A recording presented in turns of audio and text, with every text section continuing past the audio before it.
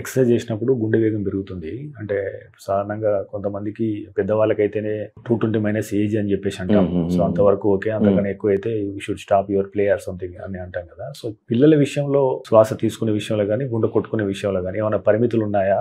What is the starts? Very good question. So మనకేంటంటే heart rate అన్నది of course పిల్లలకి జనరల్గా 80 to 100 మధ్యలో ఉంటుంది. చిన్నపిల్లలకి కొంచెం ఎక్కువ ఉంటుంది అనమాట. సో లెట్స్ సే మనం ఒక 10 year old అనుకుంటే 80 to 100 మధ్యలో హార్ట్ రేట్ ఉంటుంది. వీళ్ళేంటి ఎక్సర్సైజ్ చేసినప్పుడు పెరుగుతుంది ఫాస్ట్గా 150, 180, 200 వరకు కూడా వెళ్ళొచ్చు. ఎనీథింగ్ మోర్ దెన్ 180, 200 ఏంటంటే కొంచెం అప్పర్ లిమిట్ ఆఫ్ ఇది అనమాట. సో కొన్ని కండిషన్స్లో అవి పెరుగుతాయి అనమాట హార్ట్ రేట్. బట్ జనరల్గా పిల్లలు 180 to 200 మధ్యలో కూడా వాళ్ళు టాలరేట్ చేస్తారు. ఆ లెవెల్ వరకు వాళ్ళు ఎక్సర్సైజ్ చేసుకోవచ్చు. మన పెద్దవాళ్ళకి ఏంటంటే జోన్ ట్రైనింగ్ అంటాం అనమాట. వీళ్ళకి Zone 5, Zone 3, Zone 2 ట్రైనింగ్ అంటాము.